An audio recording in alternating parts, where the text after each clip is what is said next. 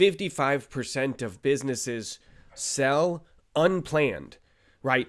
In other words, they are motivated sellers because of divorce, death, Yeah. and I think everyone is talking about retirement, but I don't think anyone is talking about that 45-year-old that has a divorce or that 56-year-old that has a spouse pass away. 55% due to unplanned exits, that's not small.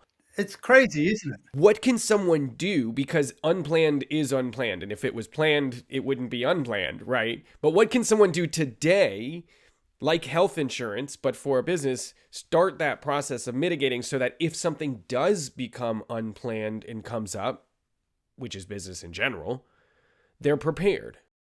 What can you do about it? That's the important thing, right? Because if we take it at face value and go, look, 55% of business exits are unplanned, that's the owner got hit by a bus or the death, the divorce, the disability or something. I know a guy who fell off his ladder doing some DIY at home, literally fell off his ladder, crippled, he's now crippled, broke his back and he can't work. Um, so what do you do to plan that? Well, the first one is get some life insurance. If the next one is, hey, have I got other shareholders in my business? Have I got a shareholders agreement? Like, what happens if you and I are shareholders in a business, Quinton? And typically, what happens, the norm is that we go, well, we're in business together, therefore we own 50% each. I fall off the ladder doing some DIY at home because I'm cleaning my gutters. I didn't have anyone brace the ladder. The ladder falls out from under me, and I'm history. I've got a will. My everything in my will goes to my wife. She goes, there you go. You're now in business with my wife.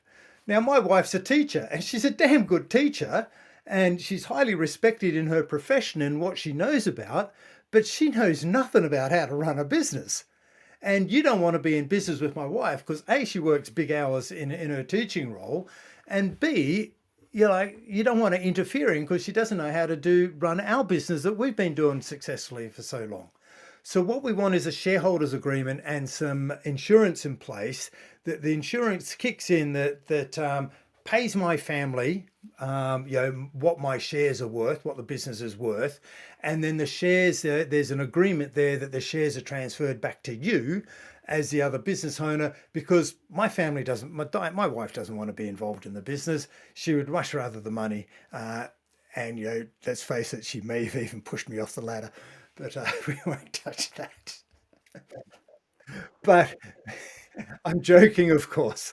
Um, but she doesn't want to be in the business. She doesn't want the business. The money would be most helpful for her to continue living and maintaining the bills that she needs to. Fortunately, in my case, my kids are growing up. Our kids are growing up. That's not an issue. We don't need to get them through school.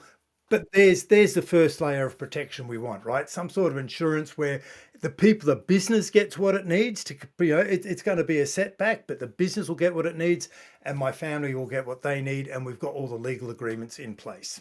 So there's something you want to do. Now, the next thing you might go, well, actually, Daryl's a key guy. And because, you might go, well, Quinton's job was this and Daryl's job was that. We don't cross over, but we've both got our areas of expertise. Well, I've also a key man, so you probably want some key man insurance in the business to go, well, if something happens to Daryl, then there's some insurance pays out that gives us some money that we can go and recruit a replacement. And hopefully Daryl's skills aren't so unique that he's irreplaceable. If they are, then the next layer of protection we want to put in place and risk mitigation is, well, let's make sure that everything that Daryl does is documented, even though he's an owner or a shareholder in the business. Let's give him a job description that captures exactly what he does.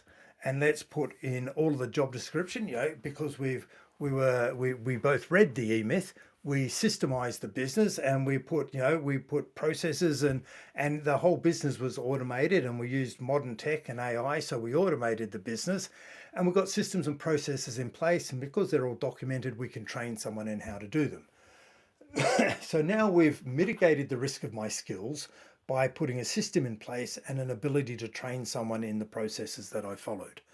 Now, that's if I'm a key man. Hopefully, we were savvy enough to get me out of any operational roles in the business, and I was well, I say just, but I was just involved in strategic and leadership and management roles.